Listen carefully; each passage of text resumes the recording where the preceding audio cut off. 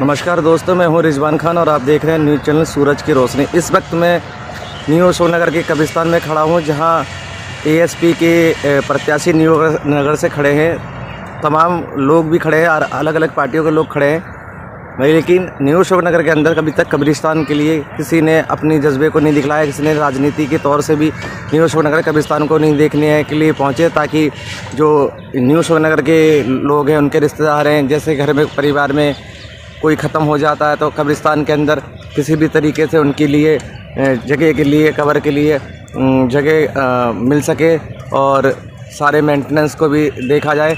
लेकिन ASP party, आज़ाद समाज party, जो कि चंद्रशेखर आज़ाद की पार्टी है, और पूर्वी दिल्ली से न्यू अशोकनगर से जो प्रत्याशी खड़े हैं, राजकुमार जी हमारे साथ हैं। वो बताएंगे कि उनके इस तरीके से विचार कैसे आया, क्योंकि लोग राजनीति में अलग तरीके से जा रहे हैं। सब अपने अपने वादे कर रहे हैं। कोई कह रहा है कि हम गली मोहल्ले को पक्का कराएंगे, कोई कह रहा है हम नालियाँ ठीक कराएंगे, कोई कह रहा है कि हम यहाँ से विधवा पेंशन, वृद्ध पेंशन को चालू करवाएंगे। किसी का ये कहना है कि हम यहाँ से करप्शन ख़त्म करेंगे। लेकिन जो पार्टी के अंदर एएसपी पार्टी जो है, उन्होंने ये काम सबसे पहले यहाँ से शुरुआत करी है, जिसे आप नेक काम भी कह सकते हैं। और हर धर्म के लोग को आखिर इसी रास्ते पे वापसी आना ये आखिरी मंजिल होती है।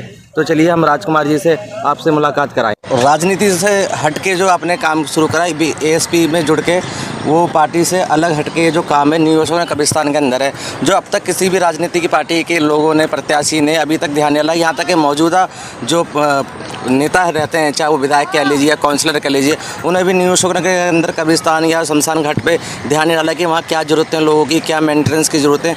उन सब चीज़ों से अलग हटके आपने एक बिगर एक अपना चेहरा बनाए, तुरंत के तुरंत न्यू अशोकनगर कब्रिस्तान के अंदर काम किया। वो क्या सोच के, क्या सर? मैं एक राजनीति पे बात नहीं करता, मैं इस देश का बेटा होने के कारण एक आपसे बात करता हूँ कि हर किसी का हक है कि देखो इसकी साफ़ सफाई रखने का। अपने घर पे भी हर कोई सफाई करता है, तो एक ये घर भी अपना ही है कि एंड में सबसे बाद में इसी घर में आना है।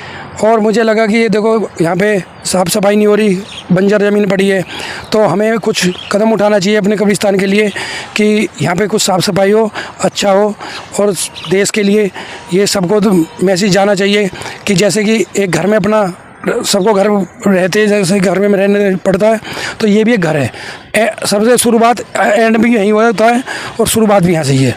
तो सबसे पहली बात ये है कि यहाँ पे कब्रिस्तान पूरा खंडर हुआ था, अच्छा नहीं लग रहा था। कि हमने सोचा कि ये देखो यहाँ पे हर किसी की परेशानी है, तो ये कोई सोच नहीं रहा था। मैं कोई राजनीति की बात नहीं करता, मेरा धर्म है कि मैं अपने धर्म से उठ के कुछ यहाँ पे काम करूँ समाज के लिए। मैं समाज से जुड़ा हुआ आदमी हूँ और समाज के लिए काम करूँगा कि जो मेरे समाज में मुझे अच्छाई लग रही हैं, मुझे मेरे लिए धर्म के लिए काम है, ये सबको इसमें काम में हिस्सा लेना चाहिए। किसी को पीछे नहीं हटना चाहिए कि ये सबका ही धर्म है, मेरा नहीं है कि न मुझे राजनीति करनी इस चीज़ पे। और जितना भी यहाँ पे बढ़ चढ़ के हिस्सा ले हर कोई आदमी, तो अच्छा रहेगा। अच्छा सर, एक सवाल और पूछना चाहते हैं हम आपसे कि अभी एमसीडी चुनाव नज़दीक आ रहा है और तमाम पार्टी के लोग उम्मीदवारी में खड़े हैं कि हमें टिकट मिलेगी और टिकट मिलने के बाद हम जीतते हैं।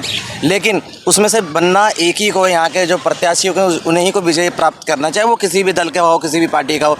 लेकिन आप चाहे दल में बने रहें या अपने बल में बने रहें, पार्टी के तरफ से आप जीते हैं या जनता आपको जिताए, लेकिन आप कब तक इस तरीके से काम को आगे देते रहेंगे ताकि लोगों को प्रेरणा मिले? देखो एक मैं समाज सेवी हूँ, मैं पहले से ही ये काम करता है और राजनीति की बात नहीं है। अगर चाहे मुझे जनता चुने या ना चुने, मैं जीत के आऊँ या नहीं आऊँ, मैं फिर भी ऐसे समाज काम करते रहता हूँ। अभी पीछे शमशान घाट था, मैंने उसमें भी काफ़ी काम कराया है और ऐसे ही क्या नाम है, उसमें तारबंदी और लाइटें करवाई है, पेड़े लगवाई हैं। और इसी यहाँ पे भी ऐसे ही मैं सोच रहा हूँ, अभी लाइटें लगवाई हैं और पेड़ लगवाऊंगा। ये सारी कटाई कराई है, बिल्कुल घासा से में पूरा पड़ा था, पैर धरने की जगह नहीं थी, पूरा कीकर पड़ा हुआ था। अभी नया और क्या उसके लिए करना चाहते हैं? इस कब्रिस्तान के लिए जो कमेटी से, जो कमेटी है कब्रिस्तान की कमेटी जो बनी है, उनसे अलग हटके आप और क्या करना चाहते हो? देखो अभी फ़िलहाल में तो यही है, जो भी आगे देखो भगवान मुझसे कराएगा या इंशाअल्लाह जो भी कराएगा, मैं वो करने के लिए तैयार हूँ, जो मुझसे बनेगा। जो मुझे अच्छा लगे कि मेरे लिए धर्म का काम है, मैं अच्छा कराना चाहता हूँ तो होना चाहिए। जी, आप क्या कहना चाहते हैं राजकुमार भाई के जो सोच थी, सोच के लिए आप क्या कहना चाहते हैं? सबसे पहले तो मैं उनका तहे दिल से शुक्रिया अदा करना चाहूँगा, क्योंकि आपको पता है ये देश कहीं ना कहीं आज ऐसे मोड़ पे आ रखा है कि इंसान को नहीं पहचान रहा है। उसी बीच एक इंसान ऐसा, मतलब एक फरिश्ता के जैसा निकलता है मुस्लिम समाज के लिए मैं हर समाज के लिए कहूँगा, कहीं ना कहीं हमें सोचना चाहिए कि एक इंसान उसी इंसान के बीच में से निकल के आता है जहाँ हर वर्ग के लोग रहते हैं, और आने के बाद उन्हें कहीं ना कहीं ये दिखता है कि यार आखिरकार हम इतने साफ़ सुथरा रहते हैं और इतनी गंदगी मुसलमानों की कब्रिस्तान क्यों है। कहीं ना कहीं मैं ये कहना चाहूँगा कि हाँ, मुस्लिम की जो कमेटी है, मैंने उनसे बात भी करी थी, उसके बाद ये है कि हमारी बात भी हुई थी मुस्लिम कमेटी से, चलो इसके लिए हम आगे काम करेंगे।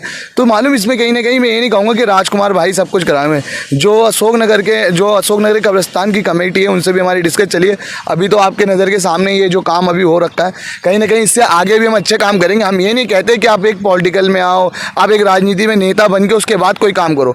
अगर वाकई में आप भारत देश के एक व्यक्ति हो ना, तो आपको सोचना पड़ेगा भारत देश है ना, हर वर्ग के लिए एक है। जिस दिन आप ये सोच लेंगे, आपको कब्रिस्तान और शमशान घाट में कभी फ़र्क नहीं दिखेगा। तो यही फ़र्क नहीं दिखने के कारण कहीं ना कहीं राजकुमार जी का जो दिल बढ़ा था, जैसे कि मैंने लॉकडाउन देखा। आज एक चीज़ और आपकी तरफ से एक मैसेज पहुंचाना चाहता हूँ। मैटर अभी आप देख रहे हैं कब्रिस्तान के, खाली कब्रिस्तानी एक इम्पॉर्टेंट नहीं थी इंसान के लिए कि कब्रिस्तानी एक इम्पॉर्टेंट थी। वो इंसान ने कभी कब्रिस्तान के बारे में सोचा, वो इंसान ने कभी शमशान घाट के बारे में सोचा, न वो इंसान ने कभी किसी को छोटा सोचता है ना बड़ा सोचता है। तो ऐसे इंसानों को ना, हम मुस्लिम समाज नहीं, सारे समाज से मैं अपील करूँगा कि उनके लिए ना बढ़ चढ़ के हिस्सा ले हर चीज़। चलिए ठीक है, ये आपकी सोच थी, मगर हम ये जानना चाहते हैं कि राजकुमार जी को, अब ये एक पर्सनल से हट के मैटर है, राजकुमार जी को आप कितना समर्थन देंगे, किस तरीके, आप क्या चाहते हैं कि राजकुमार जी बने रहें और क्षेत्र के लिए काम करते रहें, इस हिसाब से क्या लगता है आपको? ये तो जनता के हाथ में रहेगा। हमारा कहने का मालूम, जनता से सिर्फ एक ही अपील यही रहती है हमेशा, क्योंकि आप कहीं ना कहीं देखेंगे आज के टाइम पे राजनीति जो है ना, वो सिर्फ नोट और वोट का रह चुका है। तो हम ना वो सब चीज़ में ज़्यादा डिस्कस ना करें तो सही रहेगा। हमारा कहने का मतलब सिर्फ जनता से यही रहेगा कि आप लोगों के पास आओ और समझो कि आपके लिए कौन खड़ा है। जब तक आप नोट मांग के वोट दोगे ना, कोई आपके लिए खड़ा नहीं होगा। आज राजकुमार है जो आपके लिए निकल के आ गया यहाँ पे, बिगर नोट बिगर वोट का। ऐसा हर कोई नहीं होता। ये जनता को सोचना पड़ेगा कि जनता के लिए क्या अच्छा है और क्या बुरा है। कब्रिस्तान के अंदर अभी मौजूद हैं, तो इसमें और पिछले वाले वाक्य में क्या बदलाव आया है राजकुमार जी की तरफ से, आप बताना चाहेंगे?